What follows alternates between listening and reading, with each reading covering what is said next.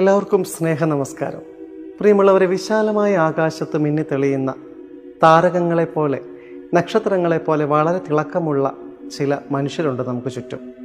അവരോടൊത്തുള്ള ജീവിതത്തിൻ്റെയും സൗഹൃദത്തിൻ്റെയും സഹവാസത്തിൻ്റെയും നന്മ അറിയുകയും അതിൻ്റെ ഭംഗി എത്ര വലുതാണെന്ന് ആസ്വദിക്കുകയും ചെയ്യണമെങ്കിൽ കുറച്ചു നേരം നാം ഒന്ന് ഇരുട്ടിലാകണം. കുറച്ച് കാലഘട്ടമെങ്കിലും നാം ഒരു ഇരുണ്ട അനുഭവത്തിലൂടെ കടന്നു പോകുക തന്നെ വേണം.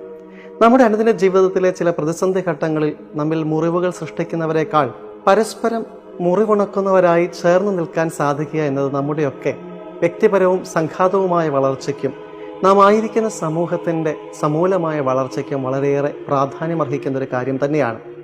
നമ്മുടെയൊക്കെ ജീവിതത്തിൽ സമ്പത്തിൻ്റെയും പ്രശസ്തിയുടെയും സന്തോഷത്തിൻ്റെയും നാളുകളിൽ ചേർന്ന് നിൽക്കുന്നതിൻ്റെ ചേർത്തുപിടിക്കലിൻ്റെ ആവശ്യകതയോ പ്രാധാന്യമോ ഒന്നും ചിലപ്പോൾ നാം ഓർത്തു എന്ന് വരികയില്ല. എന്നാൽ പലപ്പോഴും സമ്പത്തിൻ്റെയും പ്രശസ്തിയുടെയും ഐശ്വര്യത്തിൻ്റെയും കാലത്ത് നമ്മൾ നിന്ദിച്ചവരും നിർദ്ദയം തള്ളിപ്പറഞ്ഞവരും അകറ്റി നിർത്തിയവരും ഒരിക്കലും നാം പ്രതീക്ഷിക്കാത്തവരുമൊക്കെ ആയിരിക്കും നമ്മുടെ ജീവിതത്തിലെ വേനൽക്കാലത്ത് ശൂന്യതയുടെ നേരങ്ങളിൽ നമ്മോടൊത്തുണ്ടായിരിക്കുക.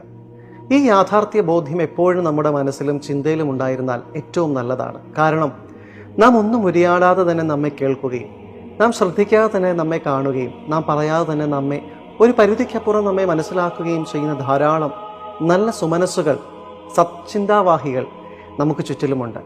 നാം ആർജിച്ചതും സ്വന്തമാക്കിയതും വെട്ടിപ്പിടിച്ചതുമെല്ലാം നഷ്ടമായി